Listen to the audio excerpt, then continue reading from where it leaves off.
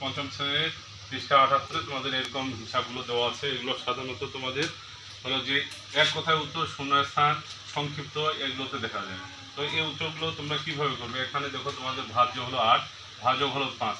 তাহলে তোমরা এই ভাগটা অন্য জায়গা করে নিয়ে আসবে। যেমন এখানে তুমি 8কে ভাগ দিবা 5 দিয়ে, 5 দিয়ে যখন ভাগ দিবা 5 একে 5 হবে, আর 5 কত হলে 8-এর লাগাল 3। এরপরে তোমাদের অবশিষ্ট থাকলো, তুমি এখানে 10 পিস যখন দিবা তখন একটা ভাজ্যের ঘরে একটা শূন্য হয়ে যাবে। তাহলে 30, 5, 6, 30।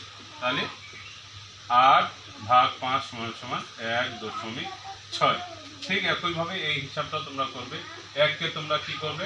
8 দিয়ে ভাগ দেবো অন্য জায়গায়, অর্থাৎ এখানে 1 ভাজ্য, আর হলো ভাজক, ভাগ করবে। ভাগ করা যাচ্ছে না, 0 10 পিক দিলে ভাজ্যের ঘরে অটোমেটিক একটা শূন্য হয়ে যাবে। তাহলে কত হলো? 10 হলো। এর 10-এর মধ্যে 8 একবার যায়, 8 একে 8 দাও, 8 কত হলে 10-এর লাগা 2। যেহেতু তোমার এখানে কি আছে, ভাগশেষ থেকে গেল, তো যতক্ষণ তোমার হলো নিঃশেষে বিভাজ্য হবে না ততক্ষণ একটা করে শূন্য তুমি নিতেই পারবে। তাহলে এখানে একটা শূন্য নিয়ে নিবা।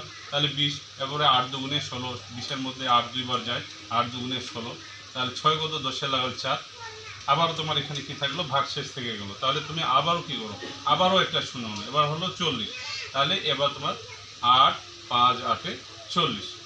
এবার তোমার নিঃশেষে বিভাজ্য হয়ে গেছে। ওদের ভাগফল এখানে হলো 0.125।